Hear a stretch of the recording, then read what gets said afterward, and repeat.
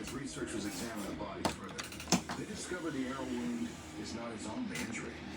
Otzi also had a very grievous wound on his right hand, cut between the thumb and the forefinger. The injuries appear to be defensive wounds, so maybe he fought off his attacker before fleeing and getting shot in the back. Now or never. We'll win this. I know we will. When scientists investigated the wounds to Otzi's right hand, they discovered that the injuries showed signs of healing. This would imply that the injury was somewhere around 24 to 48 hours old. When they analyzed the broken arrows, they found the blood of 2 other people. This leads them to think that he must have killed those people. Otherwise, Let's he go! would be able to retrieve his arrows.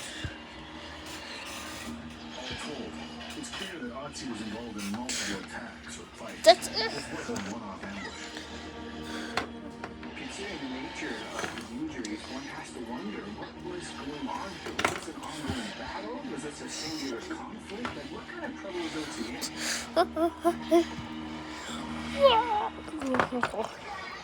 Whoa.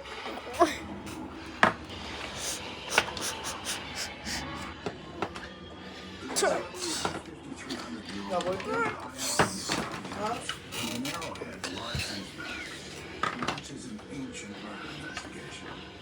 Who killed Otzi and why?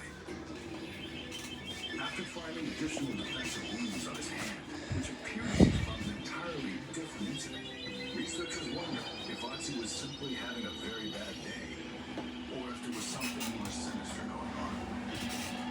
The question here is, was this a series of unrelated violent encounters and pure coincidence?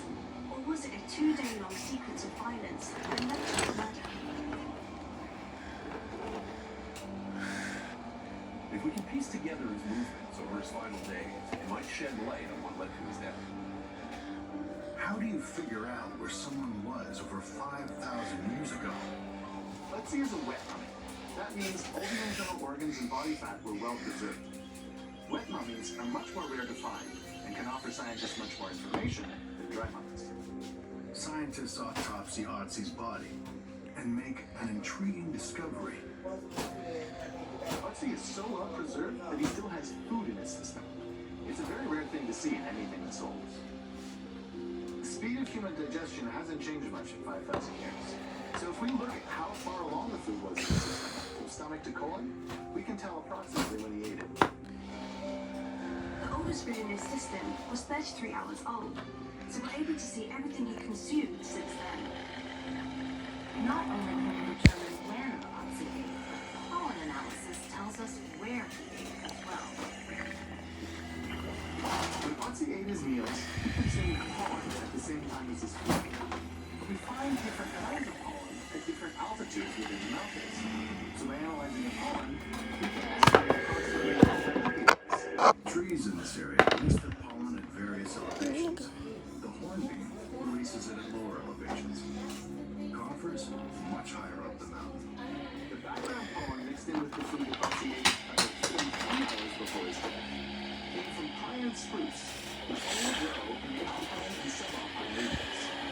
This suggests that Otzi was near 8,000 feet in elevation when he had that first meal. The turf. Over the course of his whole, and to think that he did that after already having come down 8,000 feet, he must have been an incredible athlete. And not only that, but very, very motivated. Without any witnesses, researchers still can't answer these questions. All they can do The is journey, speculate. the vehicle. We can tell Let's a lot make about his it. last 33 hours, but we still don't know if he was the hunter or the hunted. And he moved, escaping from his own tribe. What we do know is that he fought and injured several people before he died. He was moving fast and erratically, with his weapons in need of repair and his hands seriously injured. He was shown back from a distance. Either someone didn't want to get too close to the Scallion killer, or he was running for his life from a deadly enemy. It's possible that Otzi came out on the wrong end of a tussle with a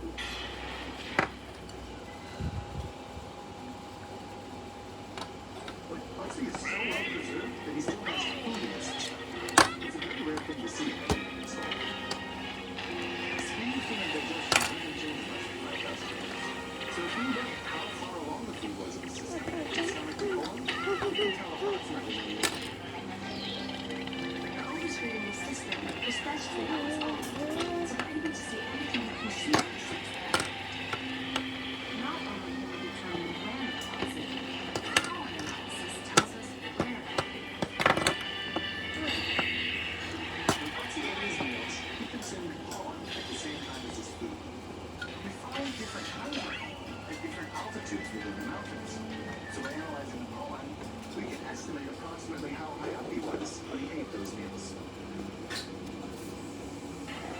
Trees in this area release the pollen at various elevations. The hornbeam releases it at lower elevations. Conifers, much higher up the mountain.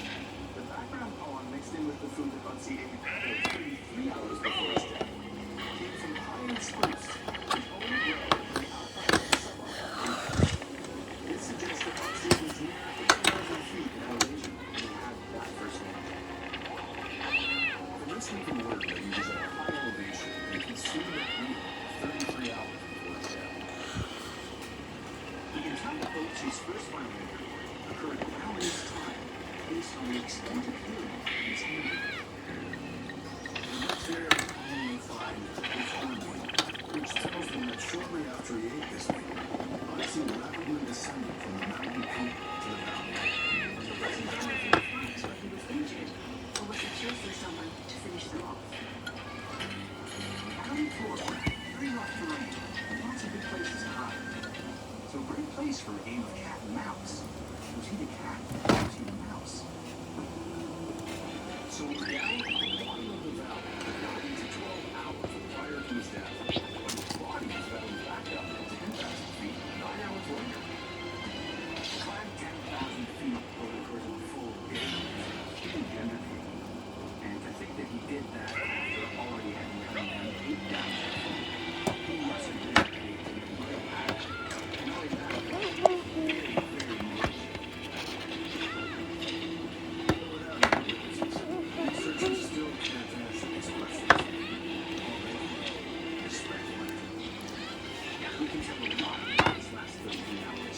But we still don't know if he was injured or injured. And we don't know if he was hurt by something else. What we do know is that he fought and injured several people before he died. He was moving fast and erratically, with his weapons in need of repair and his hands seriously injured. He was shot and killed. What happened? Deadly enemy. All the fires answered Africa told I believe. And we need to save all the fighters and spirits. Okay, so I will be the team with you, right? So Have to remain on ice. we need to burn ourselves to weird friends. No. Continues to be studied, and perhaps Well, let's continue our journey.